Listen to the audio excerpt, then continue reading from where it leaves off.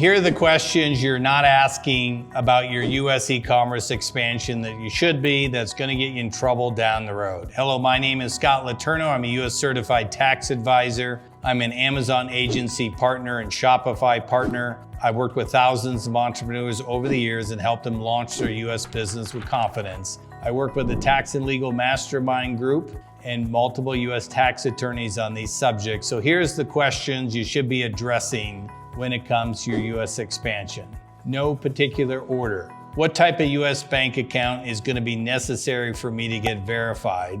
Within that US bank account, is travel going to be required? If I do travel, what are some of the steps I need into play regarding utility bill, lease agreement, office address, personal address, residential ID to get that account approved and accepted? If I get the account approved and accepted, what are some of the issues that come into play past the 90-day verification level that most banks have when they're going to want other requirements? So if I took shortcuts by somebody else, what's going to happen that's likely going to close my bank account down?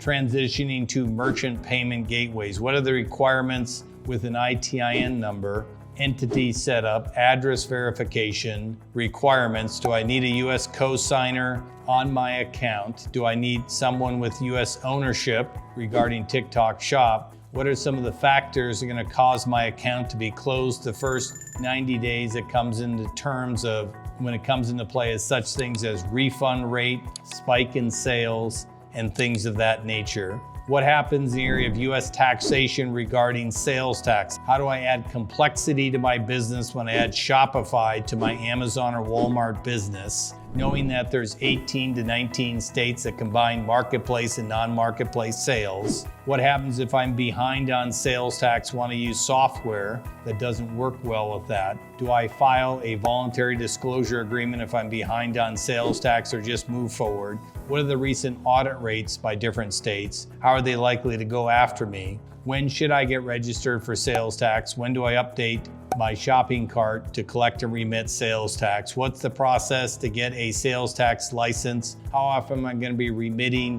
Where do software companies fall short? These are just a few of the questions in the area of sales tax. When it comes to US taxation, of course, you're going to be concerned if you created a US trade or business, you have effectively connected income. Unfortunately, there's no clear-cut cases on this. You have to look at all the factors. What are some of the other things I mentioned that move the needle along that you may be subject to US taxes? And if you do pay US taxes, how does the treaty come into play? What's the impact back in your home country? Is there a different type of entity that will make that different? Am I going to create other issues where I have to be worried about the transfer price rules?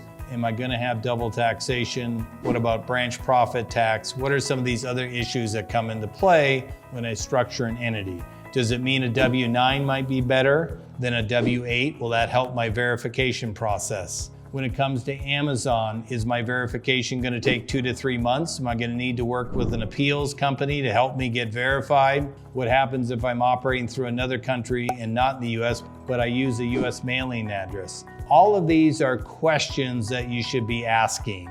It's like working with AI and the quality of your prompts. You already know if you have a more quality prompt that's a longer prompt, you can get a better quality response. So when it comes to expanding in the US, these aren't even full questions. These are parts and pieces of the overall puzzle that has to come into play. If you want to expand your e-commerce business with confidence in the US, work with top US retailers, keep your merchant account open, be in compliance with both federal and US sales tax for your business, especially if you're looking to expand your brand and have an exit at some day in the future. Make sure you're protected.